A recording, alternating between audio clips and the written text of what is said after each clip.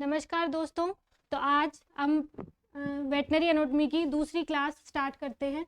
तो जैसा कि हमने पिछली क्लास में हमने पूरा जो भी एनाटॉमी का जो भी सारा बेसिक था वो क्लियर किया था, जो कुछ उसकी ब्रांचेस है उसको क्लियर किया था, जो भी टर्मिनोलॉजी है उसको क्लियर किया था। तो अब नेक्स्ट क्लास में हम पढ़ेंगे, जैसे हमने पिछली क्लास में देखा था कुछ ब्रांचेस पढ़ी थी, उसमें था सिस्टेमिक एनाटॉमी, मतलब जिसमें हम शरीर में उपस्थित विभिन्न प्रकार के तंत्रों का अध्ययन करते थे। तो उसमें उसी की एक ब्रांच जो है, उसी की एक सब ब्रांच जो है, उप जो शाखा है, उसका हम आज अच्छे से अध्ययन करेंगे। तो उसका नाम है ओस्टियोलॉजी। ओस्टियोलॉजी, जैसा कि मैंने कल भी बताया था आपको, ओस्टियोलॉजी मीन्स कि विज्ञान की वह शाखा जिसमें हम अस्थियों का अध्ययन करते हैं। तो आज हम करेंगे अस्थियों का अध्ययन। तो आप मेरे साथ नोट डाउन करते चलिएगा, ये बहुत ही इंपॉर्टेंट क्लास है, इससे सीधे सीधे क्वेश्चन पूछा जाता है। कुछ एग्जाम्पल्स है, बोन्स के टाइप है, वो भी आज मैं सारा आपको करवाऊंगी। तो उसमें से बहुत अच्छी मात्रा में क्वेश्चन पूछे जाते हैं। तो आप बहुत अच्छे से पढ़िएगा और अच्छे से नोट करिएगा। तो यदि अब हम अस्थियों का अध्ययन कर रहे हैं तो सबसे पहले हम ये तो देखें कि आखिर अस्थि होती क्या है, कैसी होती है। तो सबसे पहले मैं एक आपको नॉर्मल अस्थि की संरचना बताऊंगी कि एक सामान्य अस्थि की संरचना कैसी होती है। बहुत ही आसान तरीके से हम इसको पढ़ते चलेंगे। एक मैं सिंपल सा डायग्राम बनाती हूँ, कोई ये बहुत ही एग्जैक्ट डायग्राम नहीं है, लेकिन एक आपको समझाने के पर्पज से आप भी साथ में मेरे साथ बनाते चलिएगा।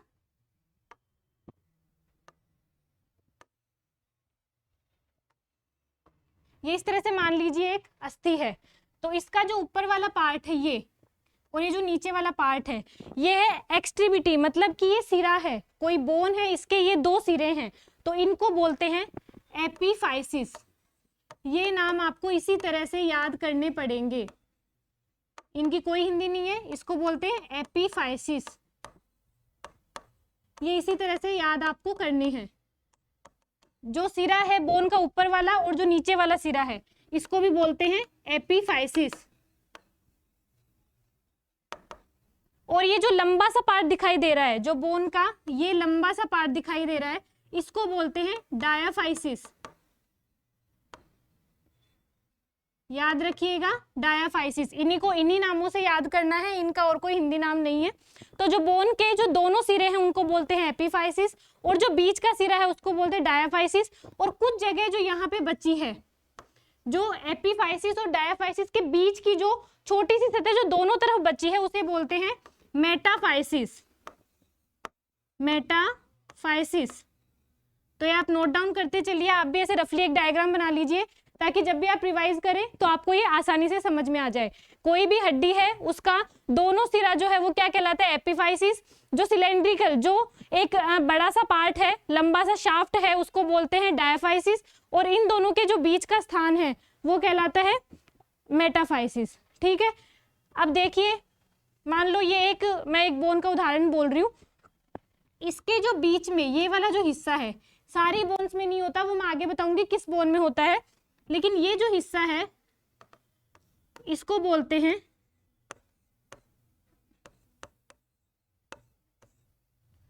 मैं वापस से एक बार बनाती हूँ।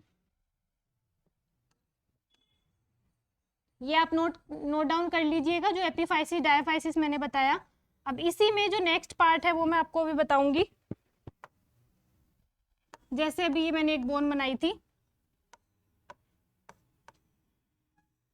तो ये वाला जो पार्ट है बीच में, कुछ बोन्स में होता है, इसको बोलते हैं, ये कैविटी जैसी है, गुहा जैसी है, तो इसको बोलते हैं मैरो कैविटी।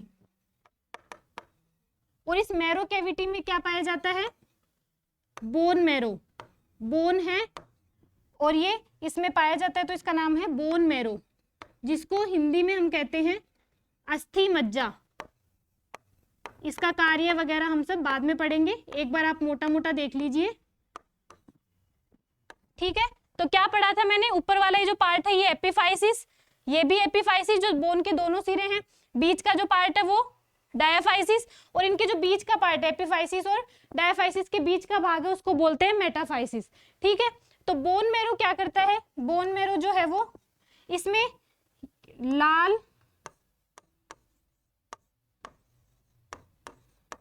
और पीली या लाल और पीला मज्जा जो है वो पाया जाता है, इसमें जो है लाल और पीला मज्जा पाया जाता है। अब देखिए ये बोन है, ये सतह जो है ये किसी और बोन से जुड़ेगी, ये सतह है ये किसी और बोन से जुड़ेगी, तो ये जो इस सतह को बोलते हैं आर्टिकुलर सतह, आर्टिकुलर सतह मतलब कि वह सतह जो दूसरी बोन से यहाँ पे अपना जॉइंट बनाएगी, तो इसको बोलते हैं आर्टिकुलर सतह। तो इसके अलावा जो पार्ट है यानी ये जो बच गया, तो जो बोन है उसके ऊपर एक परत पाई जाती है, एक झिल्ली पाई जाती है इस तरह से। आर्टिकुलर सतह के अलावा, आर्टिकुलर सतह के अलावा जो पार्ट है उसमें एक झिल्ली पाई जाती है जिसको बोलते हैं पेरिओस्टियम, पेरिओस्टियम। ठीक है, तो ये जो सतह है उधर एक झिल्ली पाई जाती है जिसे बोलते हैं पेरिओस्टियम, जो आपको अच्छे से याद करना है।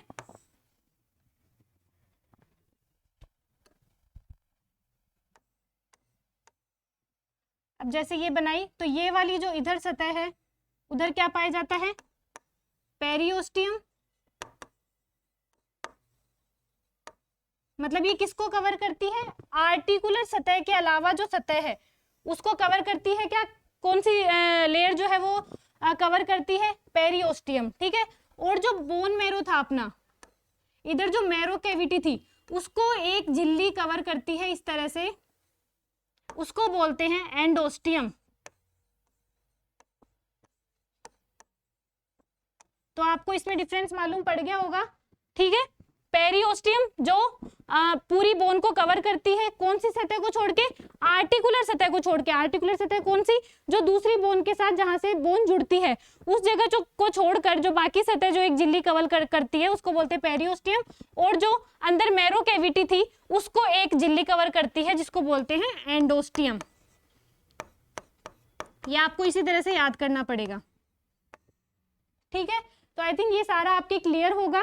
ठीक है, अब देखो कि ये आर्टिकुलर जो सतह है, अब यदि इधर पेरिओस्टियम है, ठीक है, और इधर जो ये एंडोस्टियम है, ठीक है, तो जो आर्टिकुलर सतह इस पे भी फिर कुछ पाया जाता होगा, तो इसको इसके ऊपर क्या पाया जाता है, आर्टिकुलर कार्टिलेज। तो इसके ऊपर क्या पाया जाता है, आर्टिकुलर कार्टिलेज, मतलब वो सतह जहां से बोन दूसरी बोन से जुड़ी होती है, वहां से ये बोन किससे कवर रहेगी, आर्टिकुलर कार्टिलेज से। वो सतह जो शाफ्ट है, ये पूरी सतह है, ये किससे कवर रहेगी, बाहर से पेरिओस्टियम से, और जो मैरो कैविटी है वो अंदर की तरफ किससे होगी, एंडोस्टियम से। आप याद रख सकते हैं, एंडो मतलब अंदर की तरफ थोड़ा, तो अंदर की तरफ क्या होगा, एंडोस्टियम। पेरी मतलब पेरीफेरी, पेरीफेरी मतलब परिधि की तरफ, मतलब कि बाहर की तरफ, बाहर की तरफ क्या होगा, पेरिओस्टियम। तो आई थिंक आपको क्लियर होगा। ये तीनों नाम आप अच्छे से याद कर लीजिए कि पूरी बोन को कौन कवर करता है, मैरो कैविटी को कौन कवर करता है, ये बहुत ही इंपॉर्टेंट है। आज की क्लास पूरी ही बहुत इंपॉर्टेंट है। फिर हम पढ़ते हैं कंपोजिशन, कंपोजिशन ऑफ बोन, मतलब कि बोन में क्या क्या पाया जाता है। ठीक है, तो सबसे पहले कोई भी शरीर की कोई भी कोशिका है, कोई भी अंग है, कोई भी ऊतक है, तो उसमें क्या पाया जाता है, जल। बहुत अच्छे से जानते होंगे जल। फिर एक होता है अकार्बनिक तत्व,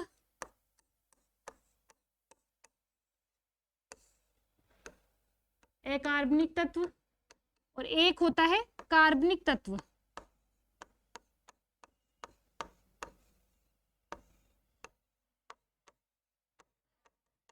तो आप देखिए बोन है, बोन है बहुत ही ठोस है, मतलब कि इसमें पानी की मात्रा, जल की मात्रा थोड़ी कम होगी, तो वो कितनी होती है, 25%। ये डाटा, ये सब कुछ आज की मैं फिर से बोल रही हूँ, पूरी क्लास बहुत इंपॉर्टेंट है, एक एक लाइन बहुत इंपॉर्टेंट है, तो आप इनको नोट डाउन करते चलिए और बारी बारी रिवाइज करते चलिए। और जो अकार्बनिक तत्व है उसकी मात्रा होती है 45%। कितनी होती है, 45%। और जो कार्बनिक तत्व है इनकी मात्रा होती है 30%। तो ये आपको एकदम अच्छे से याद कर लेना है, रट लेना है कि किस में कितना % होता है। ये कोई समझने वाली बात है नहीं, बस ऐसे देख लीजिए। बोन बहुत ठोस है इसलिए उसमें जल की मात्रा कम होगी। कार्बनिक तत्व मतलब कैल्शियम, फॉस्फोरस, जो भी खनिज लवण है वो इसमें ज्यादा होंगे, और कार्बनिक तत्व जो है वो 30% होते हैं। अब आगे है कि बोन है, तो बोन का कार्य क्या है, क्यों है हमारे शरीर में बोन, भगवान ने यदि बनाई है तो क्यों बनाई है, इसका कुछ तो कार्य होगा। तो आप एक एक करके देखते चलिए। जो बोन शरीर, आप खुद अपने आप दिमाग लगाइए कि हमारे शरीर में यदि ये हड्डियां नहीं है, हड्डियों का पूरा ढांचा नहीं होगा, तो क्या हमारा शरीर एक इस तरह से एक आकार में खड़ा हो पाएगा, नहीं हो पाएगा। एक बिना हड्डी का ऐसे ही कुछ रहेगा, आप खुद समझ सकते हो। तो सबसे पहला जो काम है इसका क्या है, शरीर को आकार प्रदान करना, शरीर को आकार प्रदान करना। बोन के कार्य तो ऐसे है कि आप खुद सोचते चलो कि यदि हमारे शरीर में ये हड्डियां नहीं है तो क्या होगा। यदि ये हड्डियां नहीं होगी तो क्या आपको कोई सहारा मिल पाएगा, शरीर की जो मांसपेशियां हैं इनको कोई सहारा मिल पाएगा, तो वो भी नहीं है। तो शरीर को सहारा प्रदान करना। फिर है, अब यदि ये बोन है, हमारे शरीर के अंदर कई ऑर्गन्स है, जैसे कि यदि हम थोरेसिक कैविटी की बात करें तो जैसे रिब्स है, रिब्स के अंदर लंग्स है, लंग्स पसलियां हैं, पसलियां हड्डी तो है, इनके अंदर क्या है, लंग्स है, हार्ट है। तो इनको सबको सुरक्षा प्रदान करने का कार्य कर रहा है कि नहीं कर रहा। स्कल, जैसे हमारी खोपड़ी है, स्कल है, तो इसमें अंदर दिमाग है पूरा ये, तो उसको कौन कवर कर रहा है, स्कल, जो खोपड़ी की जो भी हड्डियां हैं वो सारी उसको कवर करके रखती हैं। तो इसका एक और कार्य क्या हो गया कि जो आंतरिक अंग है, आंतरिक अंगों को सुरक्षा प्रदान करना, सुरक्षा प्रदान करना। अगला, अब मेरे पैर है या हाथ है, इनमें या जैसे जानवर को ले ले तो उसके अग्रपाद पश्चपाद है, तो उनमें हड्डियां हैं, तभी वो चलने फिरने में उसको कुछ क्या पूरी तरह से उसकी जो चलने फिरने की है वो सब क्या किस पे डिपेंड करती है, बोन्स पे, क्योंकि उसी पे वो अपना पूरा वजन टिका पाता है, पूरी तरह से वो खड़ा हो पाता है। तो चलने में आपको पता है बोन में अधिकतर क्या होगा, अकार्बनिक तत्व, जो पिछले अभी मैंने पढ़ा था स्लाइड में 45% होता है। तो मतलब कि कैल्शियम हो गया, फॉस्फोरस हो गया, ये सब क्या करता है, शरीर में प्रोवाइड करवाता है, कैल्शियम फॉस्फोरस को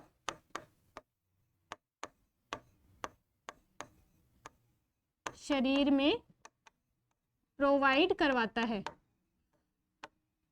ये आगे और तंत्र पढ़ेंगे तब हमें समझ आएगा, कुछ हार्मोन्स पढ़ेंगे कि यदि हमारे रक्त में कैल्शियम और फास्फोरस की कमी हो जाती है तो फिर जो हार्मोन, माइंड को, दिमाग को हर चीज पता चल जाती है, तो वो कुछ संदेश भेजते हैं हार्मोन्स को सिक्रीट करने के लिए। वो हार्मोन जब पता चलेगा कि हाँ कि अरे हमारे ब्लड में कुछ कैल्शियम फॉस्फोरस की मात्रा कम हो रही है, तो वो क्या करेंगे, जो हमारी बोन है, क्योंकि उनमें तो खजाना है कैल्शियम फॉस्फोरस का, तो वो उनमें से कुछ कुछ निकाल करके अपने ब्लड में पहुंचा देंगे और शरीर में कैल्शियम फॉस्फोरस की आपूर्ति को पूरा करेंगे। एक हमने पढ़ा था अभी बोन मैरो,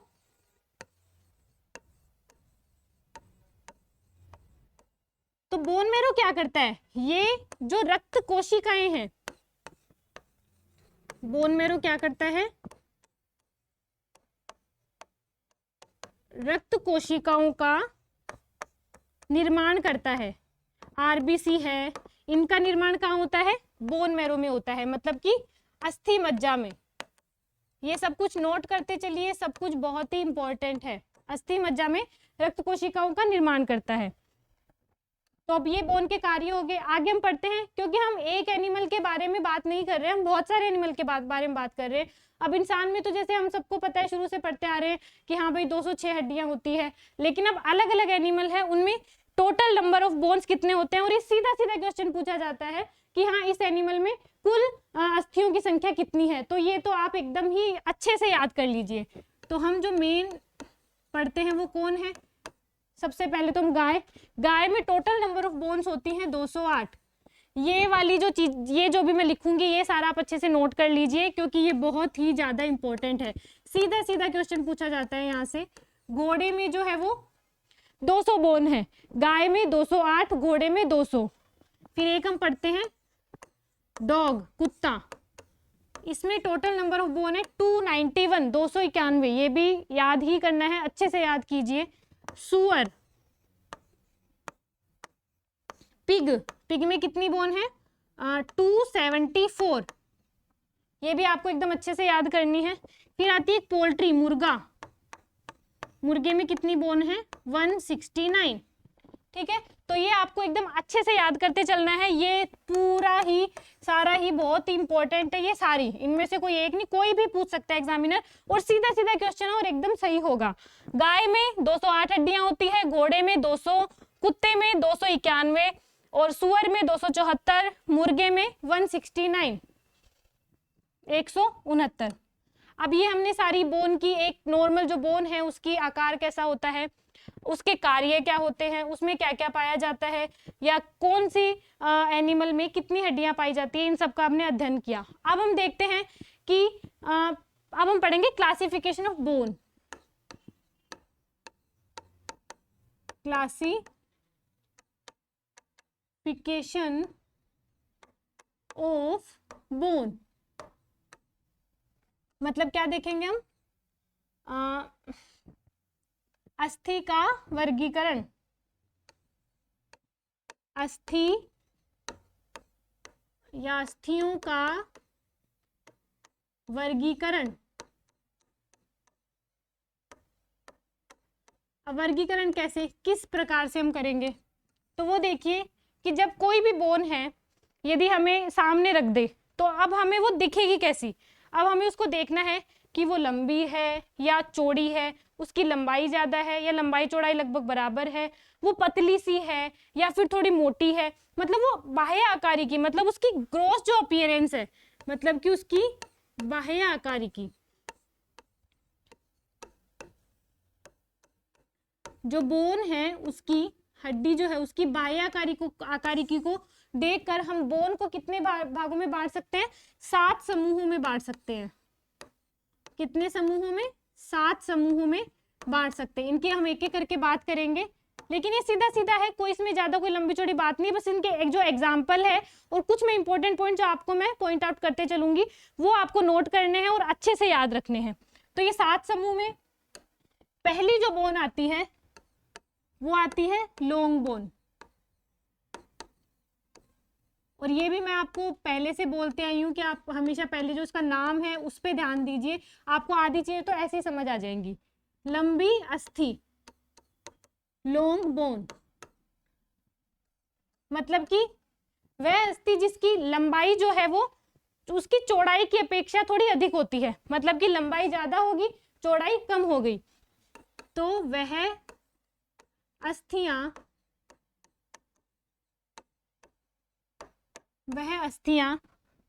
जिनकी लंबी, लंबी मतलब जिनकी लंबाई ज्यादा होगी।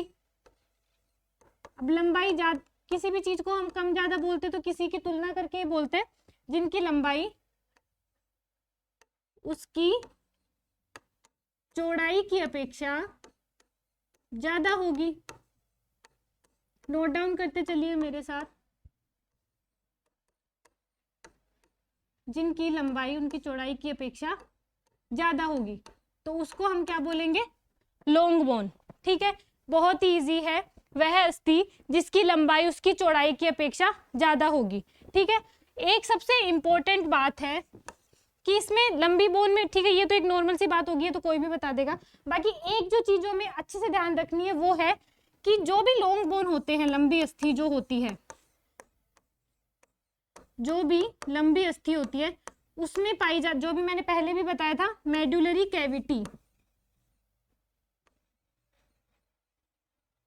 मेडुलरी कैविटी, ये सिर्फ और सिर्फ लॉन्ग बोन में ही पाई जाएगी, इसके अलावा किसी में भी नहीं होगी। ठीक है, जो लॉन्ग बोन है उसी में मेडुलरी कैविटी पाई जाती है, उसी में जैसे अभी मैंने बात बताया था कि अस्थि मज्जा होती है जो रक्त कोशिकाओं को बनाने का कार्य करती है। ठीक है, तो ये सबसे इंपॉर्टेंट बात है कि लंबी अस्थि में क्या होती है, मेडुलरी कैविटी। ये बहुत ही इंपॉर्टेंट है, इसको आप स्टार मार्क कर लीजिए कि मेडुलरी कैविटी कौन सी बोन्स में पाई जाती है। आपको पूछेंगे शॉर्ट बोन, लॉन्ग बोन, आगे जो भी बोन के प्रकार हम पढ़ेंगे वो आपको ऑप्शन में दे देंगे। तो आपको सबसे ये बहुत ही अच्छे से याद करना है कि लॉन्ग बोन में मेडुलरी कैविटी पाई जाती है। अब ये जो लॉन्ग बोन है ये अधिकतर कहाँ पाई जाती है, ये हमारे जो अभी मैं आगे बताऊंगी उपांगीय कंकाल, मतलब कि हाथ हो गया, पैर हो गया, या जानवर के जो दोनों पैर हो गए। अधिकतर जो लॉन्ग बोन है ये सारी कहाँ पाई जाती है, हाथ पैरों में। अधिकतर जो लॉन्ग बोन है वो कहाँ पाई जाती है, हाथ पैरों में पाई जाती है। तो इनका जो मुख्य कार्य है वो क्या होगा, या तो चलने में सहायता करेंगी, सहारा देंगी। ठीक है, और जैसे कि और इनमें मेडुलरी कैविटी पाई जाती है, इनमें अस्थि मज्जा पाया जाता है, तो अस्थि मज्जा क्या काम करेगा, रक्त कोशिकाएं बनाने का काम करेगा। अब इनके एग्जाम्पल लेते हैं अपन। एग्जाम्पल बहुत ही इंपॉर्टेंट और बहुत ही इजी है, जो आपको खुद दिखाई देते हैं। ये जो बोन है ये मेरी लंबी है, इसी तरह से जानवर में भी सारा यही सीक्वेंस होता है जो हम में है। तो हम यदि हमारा भी इस तरह से लाइन वाइज पढ़ते चले तो हमें जानवर का भी अपने आप याद हो जाएगा। तो इस तरह से एग्जाम्पल जो है इसका आ गया पहला ह्यूमरस। ठीक है, ये मेरी बोन ह्यूमरस, ये radius ulna, humerus, radius ulna,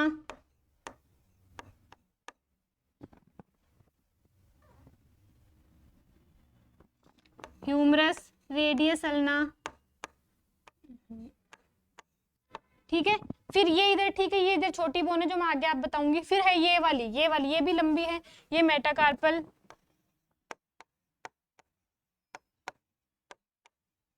और फिर इसी तरह से जैसे मैंने हाथ में ये पढ़ी, इसी तरह से पैर की, तो पैरों में फीमर। ये सारे एग्जाम्पल है, नोट करते चलिए, इनसे सीधा क्वेश्चन पूछा जाता है। टीबिया,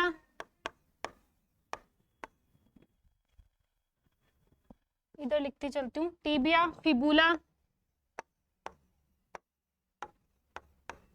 वहां मेटाकार्पल थी तो पैरों में कौन सी होती है, मेटाटार्सल।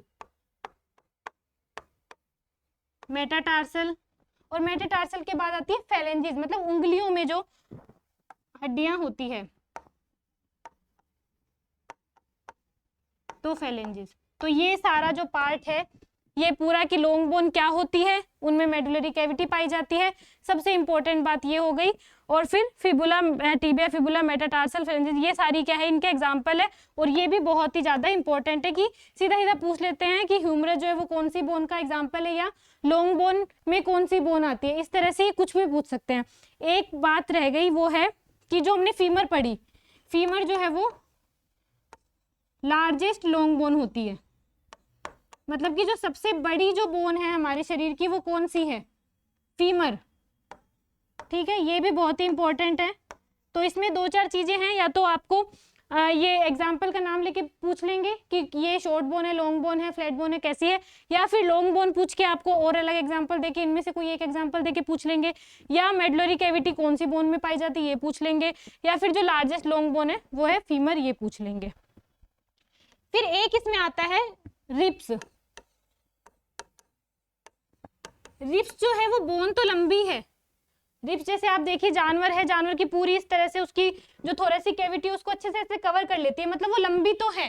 ठीक है, लेकिन फिर भी उसको हम लॉन्ग बोन में नहीं रखते, क्यों, क्योंकि एक बहुत इंपॉर्टेंट चीज बताई थी मैंने कि रिब्स में, कि लॉन्ग बोन में मेडुलरी कैविटी होगी तभी उसको लॉन्ग बोन बोलेंगे, लेकिन इसमें रिब्स में मेडुलरी कैविटी जो है वो एब्सेंट होती है, मेडुलरी कैविटी नहीं होती। अच्छे से ध्यान रखिएगा, रिब्स में मेडुलरी कैविटी नहीं पाई जाती है, इसीलिए इसको लॉन्ग बोन की श्रेणी में नहीं रखते, इसलिए इसको इलोंगेटेड बोन, इलोंगेटेड बोन, इसीलिए इसको इलोंगेटेड बोन की श्रेणी में रखा जाता है। ये आप अच्छे से देखिए, रिब्स जो है वो भी लंबी ही हैं, उनकी जो लंबाई है वो चौड़ाई की अपेक्षा ज्यादा होती है, तो ये जो लंबी बोन का जो क्राइटेरिया है उसको फुलफिल करती है, पूरा करती है, लेकिन फिर भी इसको लॉन्ग बोन की श्रेणी में नहीं रखते। क्यों? क्योंकि इसमें मेडुलरी कैविटी अनुपस्थित होती है, इसलिए इसको इलोंगेटेड बोन की श्रेणी में रखते हैं। अब पहली यदि हमने लॉन्ग बोन पढ़ ली तो दूसरी क्या पढ़ेंगे? Short bone. पहली लॉन्ग बोन हो जाती है तो दूसरी कौन सी बोन है? Short bone. अब जैसे नाम से ही है वो लंबी थी, तो ये शॉर्ट मतलब छोटी है, मतलब इसकी लंबाई चौड़ाई कोई अंतर नहीं होगा, ठीक है। तो वह अस्थि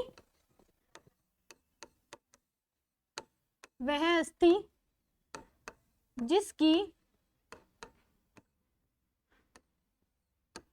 लंबाई व चौड़ाई, वह अस्थि जिसकी लंबाई व चौड़ाई लगभग बराबर होती है, ठीक है, लगभग बराबर होती है। मतलब हम बता नहीं सकते कि भाई इसकी लंबाई ज्यादा है, चौड़ाई ज्यादा है,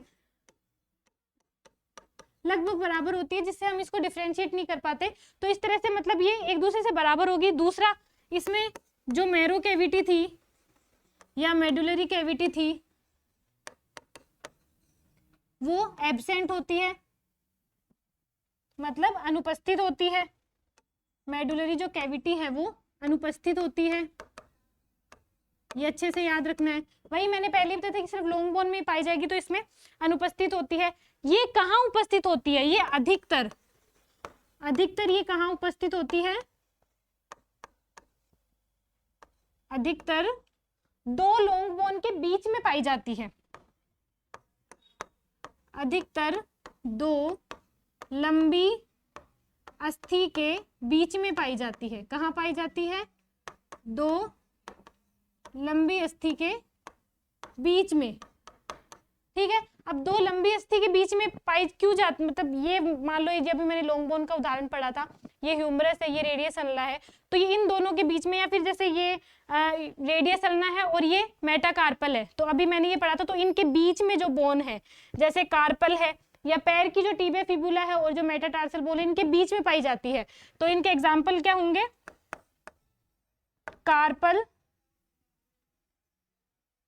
कार्पल और टार्सल।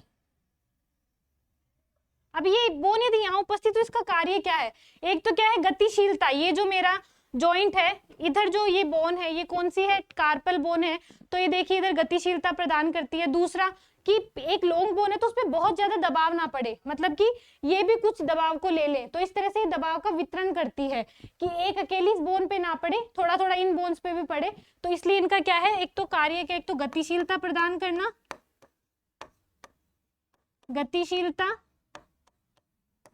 एवं दबाव को वितरित करना, दबाव को वितरित करना, ठीक है। तो ये जो है, ये जो इसके मुख्य कार्य हैं, कौन सी बोन के? शॉर्ट बोन के, ये सबसे मुख्य कार्य हैं, ठीक है। तो शॉर्ट बोन में इंपॉर्टेंट बस ये मैरो कैविटी अनुपस्थित, ये यदि आपने पहला ही याद कर लिया कि सिर्फ लॉन्ग बोन में पाई जाती है तो कोई बड़ी बात नहीं है। और दो लंबी अस्थियों के बीच में पाई जाती है। कार्य क्या होता है इसका? गतिशीलता और दबाव को वितरित करना। और इसके एग्जाम्पल क्या है? कार्पल और टार्सल। ये सीधे सीधे क्वेश्चन आ जाता है कि इसका एग्जाम्पल क्या है, या फिर ये बोन का नाम देके पूछ लेंगे कि कौन सी बोन का एग्जाम्पल है, तो ये आप अच्छे से याद कर लीजिएगा। फिर एक तीसरा आता है, जैसे 7 भागों में विभाजित किया था, तो तीसरा है इनमें चपटी अस्थि। नाम से ही मैंने आपको बोला था कि आपको चीजें पता चल जाएगी। चपटी मतलब पतली सी होंगी, ठीक है। और बोन एकदम पतली सी होंगी, कोई इनमें मैरो कैविटी नहीं, कुछ भी नहीं, बस चपटी होंगी, पतली होंगी, फ्लैट होंगी, ठीक है। तो ये कैसी होंगी? इनकी आकृति जो ये जो है और जो बोन्स है उनकी अपेक्षा, मतलब कि अपेक्षाकृत पतली होती हैं, पतली होती हैं, चपटी होती हैं, जैसे नाम से ही पता लग रहा है, पतली होती हैं, चपटी होती हैं। ये काम क्या करती है? पहले मैं बोन का नाम बताती हूँ, फिर बताती हूँ। जैसे कि ये हमारी स्कैपुला है, ठीक है। स्कैपुला ये पशु है, तो उसके जो गर्दन है उसके जस्ट पीछे इस तरह से स्कैपुला है, तो वो क्या करती है? वो जो सॉफ्ट ऑर्गन है, अंदर जो आंतरिक जो अंग है जो बहुत ही सॉफ्ट है, उनके लिए वो उनको सुरक्षा प्रदान करने का कार्य करती है। तो इसका कार्य क्या होता है? चपटी जो अस्थि है उसका आंतरिक अंगों को सुरक्षा प्रदान करना, आंतरिक अंगों को सुरक्षा प्रदान करना। दूसरा जो बहुत सारी मांसपेशियां हैं, चपटी है मतलब ये बहुत ही मतलब एरिया कवर करेंगी, ठीक है। जैसे ये इधर हाथ है तो इस तरह से एकदम चपटा है, इस तरह से होंगी, तो बहुत सारी मसल्स आके इस पर जुड़ सकती हैं। तो ये क्या करती है, मांसपेशियों को जुड़ने का स्थान प्रदान करती है। तो चपटी बोन क्या करती है,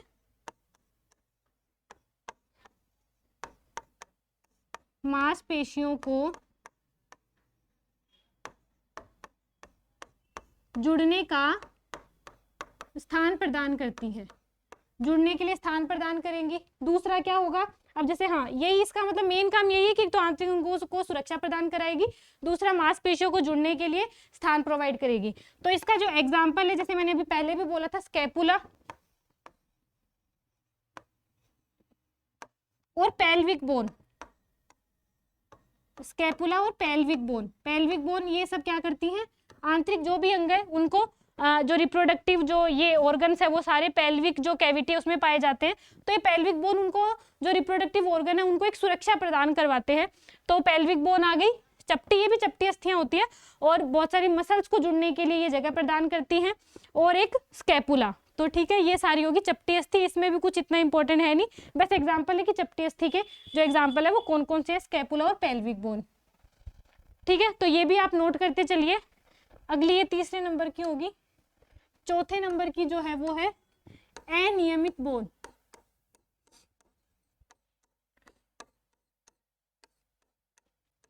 अनियमित अस्थि, ये भी आप नाम से देख लीजिए, इसको इंग्लिश में हम बोलेंगे इरेगुलर, इरेगुलर मतलब रेगुलर नहीं है, नियमित नहीं है, इनकी कोई पर्टिकुलर कोई आकृति या ऐसा कुछ नहीं होता, ये अनियमित आकार की होती हैं, ठीक है। तो इनका डेफिनेशन क्या होगी, इनका जो आकार है वो कैसा होता है, अनियमित होता है।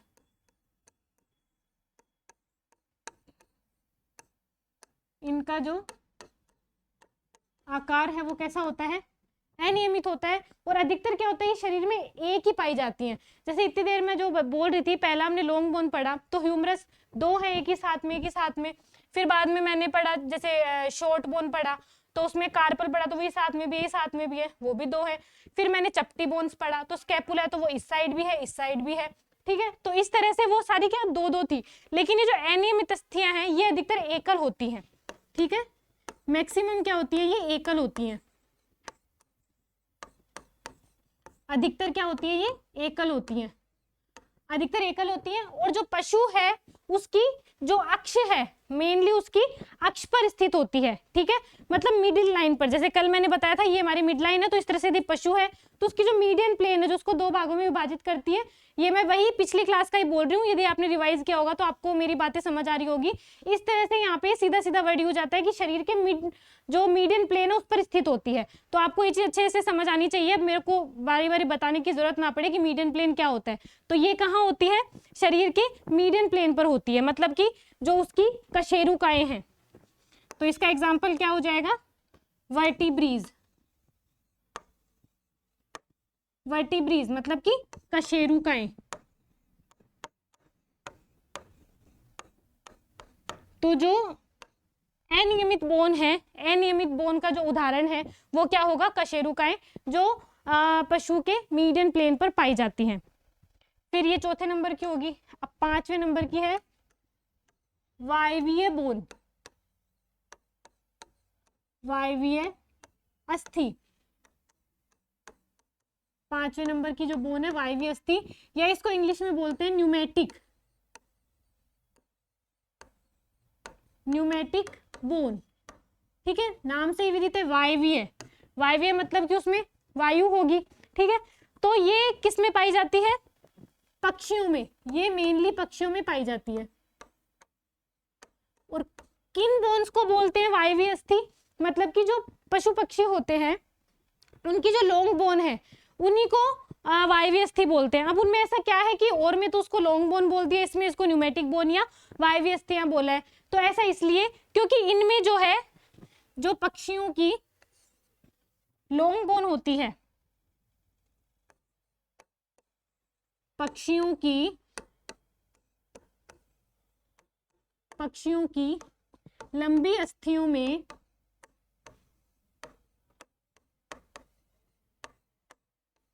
पक्षी की लंबी अस्थियों में एयर सैक मतलब कुछ वायु छिद्र, जिसको साइनस भी बोलते हैं, तो वो पाए जाते हैं। ठीक है, जो लंबी अस्थियां होती है पक्षियों की, उनमें कुछ एयर सैक पाए जाते हैं। फिर आगे क्या होता है, उनमें वायु भरी होती है, मतलब कि जो हड्डियां हैं जिनमें क्या होता है, वायु भरी रहती है। अब वायु जाने के लिए छिद्र है तो ऑब्वियसली उसमें क्या होगा, जिनमें वायु भरी रहती है। ठीक है, तो ये देखते चलिए कि पक्षियों की ही लंबी अस्थियां, उनमें एयर सैक या साइनस या वायु छिद्र पाए जाते हैं, जिनमें क्या होता है, वायु भरी रहती है। अब वायु भरी रहती है तो क्या होगा उनको, क्योंकि अपने को पता है पक्षियों को उड़ना है तो हल्की होनी चाहिए, क्योंकि जिसका जितना ज्यादा वजन होता है तो वो गुरुत्वाकर्षण बल के कारण नीचे आते रहते हैं।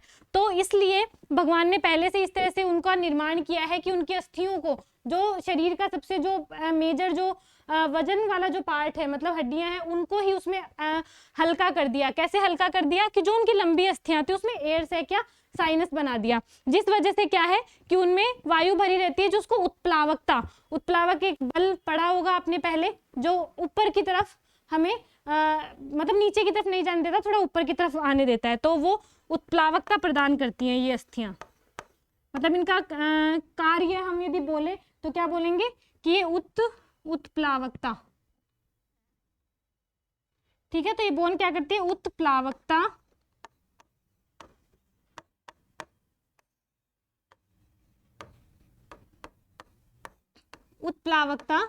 प्रदान करती है। ठीक है, तो ये अच्छे से याद रखना है कि ये बोन क्या करती है, उत्प्लावकता प्रदान करती है।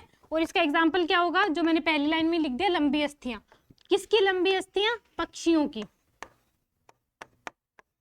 ठीक है, पक्षियों की लंबी अस्थियां।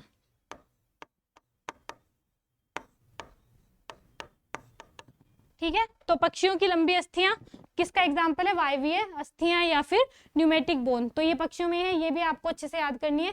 न्यूमेटिक सीधा सीधा पूछा जाता है, वायवीय बोन या जो न्यूमेटिक बोन है वो किस में पाई जाती है, तो पक्षियों में पाई जाती है। पक्षियों की जो लॉन्ग बोन है, लंबी अस्थियां, उनको क्या बोलते हैं, वायवीय अस्थियां। ठीक है, फिर आगे हम पढ़ते हैं, अगली छठा है सीसेमोइड बोन। सीसेमोइड बोन, पहले तो इसका नाम कैसे पड़ा, सीसेमोइड बोन। ठीक है, पहले तो इसका नाम कैसे पड़ा, तो सीसेमोइड मतलब सीसेम मतलब शीशम। ये जो बोन है ये शीशम के बीज की आकृति की होती है, शीशम के बीज की आकृति की होती है, इसलिए इसका नाम पड़ा क्या, सीसेमोइड बोन। ठीक है, अब ये बीज की आकृति की, तो आप खुद सोच लो कि बहुत आकार में क्या होती है, बहुत ही छोटी होती है।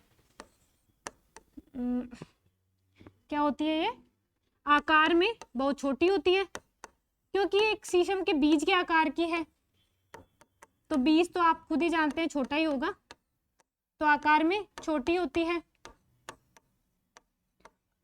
दूसरा, अगली लाइन क्या है कि ये बोन और टेंडन के बीच उपस्थित होती है, मतलब कि ये जो सीसेमोइड बोन है ये बोन और टेंडन के बीच में, ये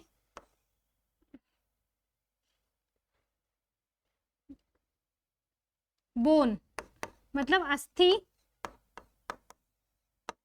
एवं टेंडन के बीच में उपस्थित होती है, अस्थि एवं टेंडन के बीच में उपस्थित होती है। ठीक है, तो ये आपको अच्छे से याद करना है कि ये सीसेमोइड बोन जो है वो कहाँ पाई जाती है। ठीक है, क्या होती है, सीसम नाम से ही पता चल रहा है, सीसम मतलब कि शीशम के बीज की आकृति की होती है। बीज की आकृति की है मतलब कि इसका आकार बहुत ही छोटा होता है, और ये अस्थि और टेंडन के बीच में पाई जाती है। अब ये बोन का काम क्या होता है, ये एक पुली की तरह कार्य करती है। अब पुली क्या होता है, नाम वैसे सुना ही होगा ये आपने, ये एक पुली की तरह कार्य करती है। बहुत सारे बच्चे ग्रामीण परिवेश से होंगे और यदि राजस्थान से है तो जरूरी नहीं ग्रामीण परिवेश का ही हो। पुली मतलब जैसे कभी आपने टीवी में भी देखा होगा कि जैसे आप कुएं में जब पानी भरने जाते हैं तो गोल गोल सी एक ऐसी आकृति होती है, ध्यान दिया होगा। फिर इस तरह मान लो यदि ये कुआं है तो इधर से हम ये इधर से बाल्टी डालेंगे और इधर ये पुली होती है, इससे रस्सी को अपने कुएं से सीधा भी निकाल सकते हैं, लेकिन एक इस तरह से एक पुली होती है, फिर हम इधर से कोई भी जो इंसान है वो इसको पकड़ के निकालेगा। ठीक है, तो ये पुली की तरह काम करती है। तो ये पुली यहाँ क्या काम कर रही है, वही काम ये बोन यहाँ करती है। तो पुली क्या कर रही है, घर्षण को कम करती है। पुली क्या करती है, घर्षण को कम करती है। ठीक है, तो ये पुली यदि यहाँ घर्षण को कम कर रही है तो ये बोन यहाँ क्या करती है, ये बोन भी घर्षण को कम करने में सहायता करती है। ठीक है, तो इस बोन का भी कार्य क्या होगा, घर्षण को कम करना, घर्षण को कम करती है। ठीक है, तो ये सिसमोइड बोन का हो गया। अब इसका एग्जाम्पल क्या है, सिसमोइड बोन का एग्जाम्पल है पेटेला, जो कि घुटनों में होती है, हमारे भी होती है घुटनों में, जो ये पेटेला बोन होती है। और ये जो है इसका एक और क्वेश्चन बनता है, लार्जेस्ट सिसमोइड बोन, शरीर की लार्जेस्ट जो सिसमोइड बोन है वो कौन सी है, पेटेला। तो ये भी बहुत ही इंपॉर्टेंट क्वेश्चन बनता है कि लार्जेस्ट सिसमोइड बोन जो है वो कौन सी होती है, लार्जेस्ट सिसमोइड बोन कौन सी है, पेटेला। तो अच्छे से ये चीज याद रखनी है। सिसमोइड बोन नाम क्यों पड़ा, शीशम के बीज की आकृति की है, बीज है मतलब छोटी आकृति की है, क्या काम करती है, ये पुली की तरह, मतलब कि घर्षण को कम करती है ताकि चलने में आसानी हो। ये इस तरह से मैंने आपको एक एग्जांपल में समझा भी दिया कि ये पुली की तरह किस प्रकार कार्य करती है। फिर अगला 7वां लास्ट जो है हम पढ़ेंगे विसरल बोन। विसरल बोन नाम से ही विदित है, कल मतलब सॉरी पिछला जो लेक्चर उसमें हमने पढ़ा था कि विसरल यानी कि ये सी आएगा बीच में। ठीक है, जो विसरल बोन है मतलब कि नाम से ही है विसरल बोन, मतलब जो कहाँ होगी, जो विसरल अंगों में होगी। विसरल ऑर्गन कौन से, जैसे हमारे जो सॉफ्ट ऑर्गन्स हैं। ठीक है, तो ये अस्थियां कहाँ पाई जाती हैं, ये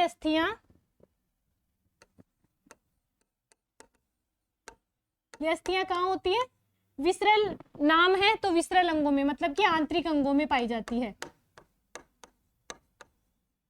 आंतरिक, ये जो अस्थियां है कहाँ पाई जाती है, आंतरिक अंगों में पाई जाती है। अब आंतरिक अंगों में पाई जाती है तो कर क्या रही है वहां पे, बोन का कार्य पहले ही पढ़ा था, उसको मजबूती प्रदान करेगी, उसको सहारा प्रदान करेगी।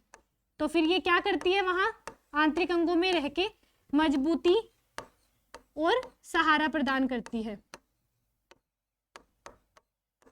ठीक है, मजबूती और सहारा प्रदान करती है। तो ये क्या काम हो गया, विसरल बोन का काम हो गया। अब ये जो आगे मैं और आपको 2-4 टर्म्स बोलूंगी बहुत ही इंपॉर्टेंट है, इनमें भी सीधा सीधा क्वेश्चन पाया जाता है, सीधा सीधा क्वेश्चन आता है। जो विसरल बोन है उसके एग्जाम्पल, मैं एग्जाम्पल्स की बात कर रही हूँ, तो आप अच्छे से देखिए। एग्जाम्पल ऑफ विसरल बोन, ये ऐसा का एज इट इज आप नोट कर लीजिए, बहुत ही इंपॉर्टेंट है। और इसको सीधा सीधा इनके नाम कहाँ पाई जाती है अच्छे से याद करके चल दिएगा। तो जो भी विसरल बोन है उनके पहले जो लगेगा वो लगेगा ओस। ठीक है, अब कौन कौन से एनिमल में कौन कौन सी विसरल बोन पाई जाती है, ये ऐसा नहीं है कि सब एनिमल्स में एक जैसी होगी, ऐसा नहीं है। कुछ कुछ एनिमल्स में और कुछ पर्टिकुलर किसी एक ऑर्गन में ही पाई जाती है। ठीक है, पहली बात आती है ओस कॉर्डिस, नाम से ही विदित है, ओस मतलब अस्थि। अब कौन सी अस्थि की बात कर रहे हैं, विसरल बोन की बात कर रहे हैं तो अस्थि। कॉर्डिस मतलब कल हमने कार्डियोलॉजी पढ़ा था, मतलब हार्ट, तो कहाँ पाई जाएगी, कॉर्डिस मतलब हार्ट में। अब किसके हार्ट में पाई जाएगी, हार्ट ऑफ ऑक्स। ठीक है, तो हार्ट ऑफ ऑक्स में कौन सी पाई जाएगी, ओस कॉर्डिस। फिर दूसरा नाम है वही ओस, तो इसमें आना ही है ओस पेनिस। ओस पेनिस जो है वो किस में पाई जाती है, ओस मतलब वही अस्थि, कौन सी अस्थि, विसरल बोन, पेनिस मतलब पेनिस, तो किस में पाई जाती है ये, पेनिस ऑफ डॉग। तो आपको अच्छी तरह समझ आ गया होगा कि ओस कॉर्डिस जो है वो हार्ट ऑफ ऑक्स, ओस जो पेनिस है वो पेनिस ऑफ डॉग, और जो अगली नेक्स्ट जो है वो ओस ऑप्टिकस। ओस ऑप्टिकस, ऑप्टिकस ऑप्टिकल्स, जो ऑप्टिकल्स की शॉप्स होती हैं, ऑप्टिकल्स, ये ऑप्टिकल्स वो ऑप्टिकल्स, मतलब क्या है वो शॉप में क्या है, आईज के बारे में, मतलब चश्मे उसमें बनाते हैं, ये देखते हैं। तो ऑप्टिकल्स मतलब आंखें। तो आईज ऑफ, अब किस में पाई जाती है, आईज ऑफ फाउल मतलब कि मुर्गे में, ठीक है। तो ये किस में पाई जाती है, जो ऑप्टिकस है वो किस में पाई जाती है, आईज ऑफ फाउल में। फिर नेक्स्ट आता है ओस फ्रेनिक। ओस फ्रेनिक, ओस मतलब अस्थि, अस्थि मतलब विसरल, फ्रेनिक मतलब डायाफ्राम। फ्रेनिक जहां पे भी वर्ड आ गया, चाहे फ्रेनिक कोई जैसे रक्तवाहिनियां है, जहां पे भी फ्रेनिक वर्ड आ गया ये एकदम दिमाग में रट लो, फ्रेनिक मतलब होता है डायाफ्राम।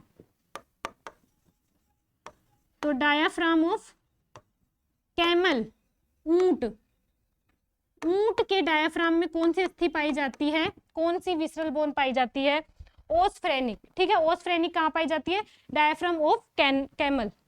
फिर एक लास्ट आती है ओस रोस्ट्रेल। ओस रोस्ट्रेल किस में पाई जाती है, ओस मतलब वही विसरल बोन, रोस्ट्रेल मतलब रोस्ट्रम मतलब नाक। कई कल पढ़ा था, एक टर्म पढ़ा था रोस्ट्रेल, मतलब जो नाक के नजदीक वाला पार्ट है, तो रोस्ट्रेल मतलब नाक। अब ये पाई जाती है पिग में।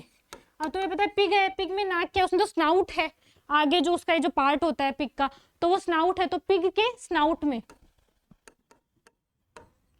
तो पिग के स्नाउट में कौन सी पाई जाती है बोन, ओस रोस्ट्रेल, ठीक है। तो अब ये आपको अच्छे से याद कर लो ये सारी चीजें। आज का जो लेक्चर था वो बहुत ही ज्यादा इंपॉर्टेंट था, मतलब बहुत अच्छे से ये सारी चीजें सीधी सीधी पूछी जाती है ना, इनमें कुछ याद करने की जरूरत है ना कुछ और, कोई भी वैसी कोई बात नहीं है। तो आप इनको अच्छे से बढ़िया से याद करते चलिए, कोई इनमें आपको दिक्कत नहीं आएगी, और सीधा सीधा इनमें से सीधा सीधा क्वेश्चन आएगा, ठीक है। तो आज का लेक्चर मैं यहीं पे खत्म करना चाहूंगी, और आप ये अच्छे से पढ़ लीजिएगा और अच्छे से एक एक पॉइंट टू पॉइंट चीज याद कर लीजिएगा। और मेरे ख्याल से आप नोट डाउन करते चले थे जो भी सारी चीजें थी, तो एकदम अच्छे से आप देख लीजिए।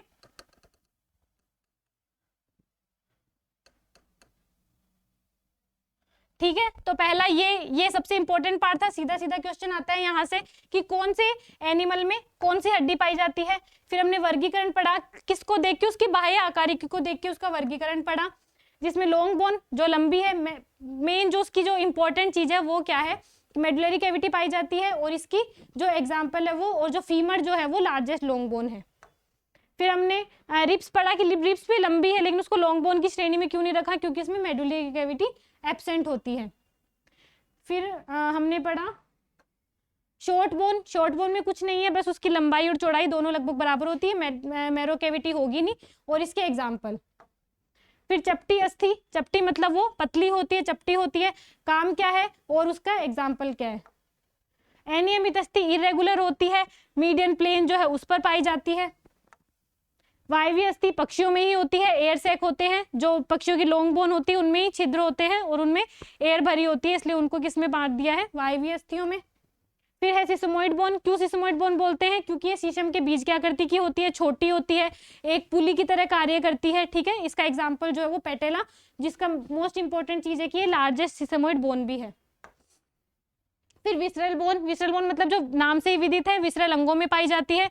अब इनका अलग अलग जो है वो है कि कौन से एनिमल में और कौन सी पाई जाती है, os cordis, heart of ox है, os penis, dog of penis है, जो ओस ऑप्टिकस है, आइज ऑफ फाउल है, और जो ओस फ्रेनिक है वो डायाफ्राम, जहाँ पे फ्रेनिक आ गया ये चीज रट लो, आगे भी बहुत काम आएगी। फ्रेनिक मतलब डायाफ्राम, मतलब डायाफ्राम किसके, ऊंट के डायाफ्राम में पाई जाती है, और ओस रोस्ट्रेल पिग के स्नाउट में, ठीक है। रोस्ट्रेल कल भी बताया था मतलब नाक, तो पिग के स्नाउट में जो पाई जाती है कौन सी, ओस रोस्ट्रेल। ये बहुत ही इंपॉर्टेंट चैप्टर था आज का, और इसमें सीधे सीधे क्वेश्चन पूछे जाते हैं। मैं 3-4 बार ये चीज रिपीट कर रही हूँ, क्योंकि इन चीजों को सीधा सीधा याद करना है, कुछ बहुत ज्यादा कोई बड़ी कोई रॉकेट साइंस नहीं है इसमें, तो आप इसको अच्छे से याद करिएगा।